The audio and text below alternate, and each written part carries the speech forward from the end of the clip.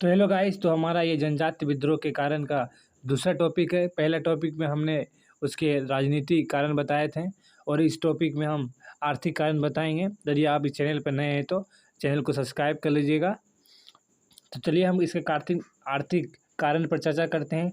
जैसा कि कुमार सुरेश सिंह आदि विद्वानों ने आदिवासियों के विद्रोह का प्रमुख कारण उनका आर्थिक स्थिति माना गया है। ठीक है, उसका आर्थिक शोषण माना गया है। तो पहला पॉइंट में देखिए, टाइटल हमारा कृषि की समस्या। ठीक है, प्राचीन काल से आदिवासी जंगलों में से फूल फल जड़ी बूटी शहद लकड़ी आदि प्राप्त करके अपना जीवन निर्वाह करते थे। मतलब कि आदिवासियों के लिए जंगल एक वरदान टाइप का था। उससे वो फल फूल जड़ी बूटी शहद लकड़ी आदि सब मिलते थे। रहन सहन उसी से सब चलता था। पर लेकिन क्या हुआ कि वही वस्तुओं का शिकार हुआ, मछली पकड़ना भी उनके प्रमुख उद्यम थे।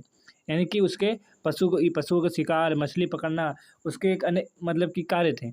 अनेक जनजाति वर्ष में, ठीक है, अनेक जनजातियाँ वर्ष में एक बार में स्थानांतरित कृषि खेती करते थे। यानी एक साल में वो एक बार स्थानांतरित खेती करते थे।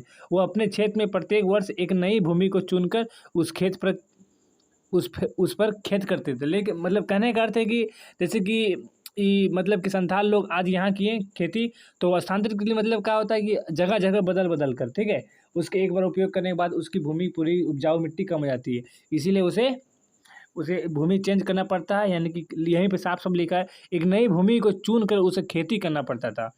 लेकिन अंग्रेज, देखिए यहाँ से बात, यहाँ से देखिए, लेकिन अंग्रेज ने उन्हें विवश किया प्रत्येक आदिवासी भूमि एक बड़े टुकड़े पर अस्थायी रूप से खेती करे। मतलब अंग्रेज का कहना है कि तुम अस्थाई अस्थाई से करो, अस्थाई करो, यानी कि तुम एक ही किस्म का ही फसल उगाओ। लॉर्ड कॉर्नवालिस ने उन्हें अस्थाई बंदोबस्त को मानने के लिए मजबूर किया गया। अस्थाई बंदोबस्त ने एक ही कलम में उनके जीवन में बहुत कुछ बदल डाला। इस व्यवस्था के अंतर्गत देखिए, ठीक है, बहुत कुछ बदल दिया। इस व्यवस्था के अंतर्गत उन्हें लगान देना पड़ा। समय समय पर लगान की दरें में वृद्धि की गई। इनसे वो जमींदारी और उनके खरीदारों को चंगुल में फंस गए। ठीक है, साहूकारों ने उनकी भूमि ऋण के बदले में खरीद ली। अब जो ऋण नहीं चुका रहे तो उसका भूमि, स्वाभाविक सी बात है कि चाहे महाजन सब उसको भूमि ले जाएंगे। ठीक है, रही सही कसर बार बार पड़ने वाले अकाल ने पूरी कर दी। ठीक है, मतलब कि देखिए, ऐसा स्थिति में यदि अकाल पड़ जाए था तो आग में घी डालने वाला काम हो गया। 1770 हुआ, 77 हुआ, 1800 ईस्वी में जाकर भयंकर अकाल पड़ा। रोजी रोटी की तलाश में अनेक झारखंडी सीमावर्ती प्रदेशों में चले गए। जो कहीं न कहीं जा सके वो कंपनी सरकार के विरुद्ध हथियार उठाने को विवश हो गए। मतलब कुछ नहीं, देखिए क्या हुआ कि कुछ तो शहर छोड़ के प्रदेशों में दूसरे प्रदेशों में बढ़ गए, मतलब जाके वहाँ रहन सहन अपने करने लगे। ठीक है, और कुछ ने क्या किया कि अपनी मजबूरी में मतलब कि उसे हथियार उठाने में विवश किया। देखिए दूसरा क्या है आर्थिक कारण में, दूसरा कारण है निर्वाह के साधनों में नियंत्रण। 1870 ईस्वी में वन कानून हुआ, ठीक है, जिसका 1875 में संशोधन किया गया। इसके द्वारा क्या हुआ कि अंग्रेजों ने अपने अधीनस्थ प्रदेशों के समस्त वनों यानी जंगलों पर पूर्ण नियंत्रण स्थापित कर लिया। मतलब कहने का अर्थ है कि अंग्रेज है ना, जो जो क्षेत्र में वो कब्जा किए थे उसे पूर्ण नियंत्रण, देखिए पूर्ण नियंत्रण स्थापित कर लिया गया। अब जंगल पुत्र आदिवासी जंगलों से पहले की भांति फल फूल जड़ी बूटी शहद लकड़ी आदि एकत्रित नहीं कर सकते थे। इनसे आदिवासी निर्वाह के सर्वप्रमुख साधन से वंचित होना पड़ा। ठीक है, वंचित हो गए। ब्रिटिश सरकार ने लकड़ी प्राप्त करने के लिए ठेकेदार को जंगल काटने के ठेके दे दिए कि देखिए, जंगल को काटने के लिए ठेकेदार को ब्रिटिश ने काटने के लिए ठेके दे दिए। इन ठेकेदारों ने आदिवासियों को शोषण किया। ठीक है, तीसरा पॉइंट है आर्थिक कारण में, जमींदारों ठेकेदारों साहूकारों एवं व्यापारियों द्वारा शोषण किसका, आदिवासी लोग का।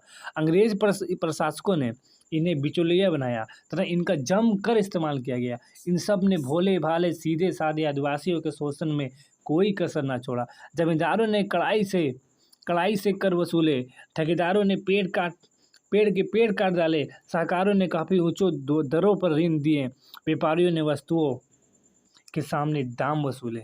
सोच लिए इतना बड़ा अत्याचार। ठीक है, अब हम बात करते हैं सामाजिक कारण जनजाति विद्रोह का। सबसे पहला है कि जनजातीय प्रथाओं में हस्तक्षेप। ठीक है। जनजाति प्रथाओं में हस्तक्षेप का अर्थ है कि आदिवासियों के प्रथाओं में अंग्रेजों का दखलंदाजी देना। यानी देखिए, विलियम बेंटिंग के समय ब्रिटिश सरकार ने जनजातियों के सामाजिक कुरीतियों को दूर करने के लिए कई कानून बनाए गए। ठीक है, इन कानूनों को लागू करने के लिए जनजातियों ने कड़ा विरोध किया, अब तक कि वो अपने मामले में खुद तय किया करते थे।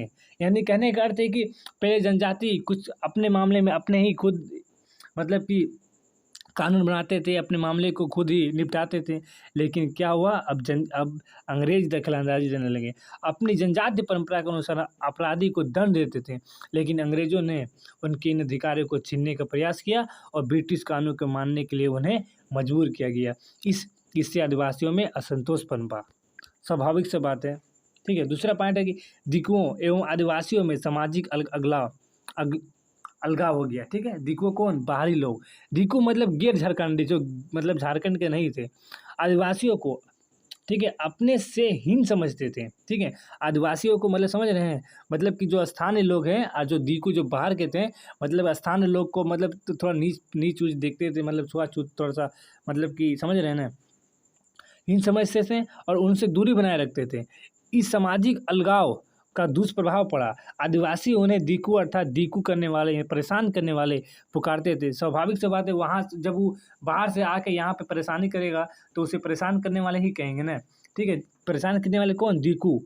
ठीक है। और अति हो जाने पर उन पर हमला कर देते थे। अब तो वो यहाँ पे मतलब कि मेरे घर में आके हम ही को मारेगा, तो स्वाभाविक सी बात है कि हम तो मारबे करेंगे उसको। ठीक है। देखिए, धार्मिक कारण इस पर क्या था, अब उस पर चर्चा करते हैं कि हम कौन सा टॉपिक पढ़ा रहे हैं।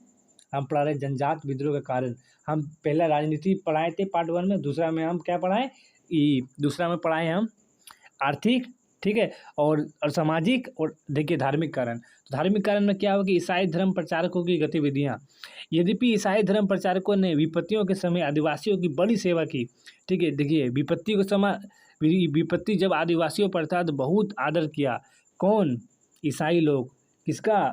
आदिवासी लोग का। देखिए, आदिवासियों का बहुत सेवा किया। अब देखिए आदिवासी लोग क्या करता है, उनमें शिक्षा का प्रसार किया, लेकिन साथ ही ईसाई धर्म के प्रचार के उन्होंने जनजातियों को संस्कृति पर गहरा प्रभाव छोड़ा। ठीक है, प्रभाव भी लिया और प्रायः उनका पारंपरिक विश्वास प्रणालियों के विरुद्ध बोलते और काम करते थे। ठीक है। इनसे आदिवासियों में असंतोष पनपा और उन्होंने विदेशी ढंग से ईसाई थोपने के लिए प्रति विरोध किया गया। ठीक है। तो ये रहा हमारा जनजाति विद्रोह का कारण। ठीक है। यदि वीडियो का अच्छा लगा तो अपने दोस्तों को भी शेयर कर दीजिएगा। ठीक है। जो कि जेपीएससी, एसएससी, सीजीएल हुआ, फिर यूपीएससी का भी टॉपिक ये है। ठीक है। फिर यूपीएससी का टॉपिक किसका है, तो जिसका ऑप्शनल है, हिस्ट्री ऑप्शनल। फिर ये सेमेस्टर के लिए भी इम्पोर्टेंट है। ठीक है। और झारखंड पीसीएस हुआ, इसके लिए भी इम्पोर्टेंट है। तो अपने दोस्तों को भी शेयर कर दीजिएगा।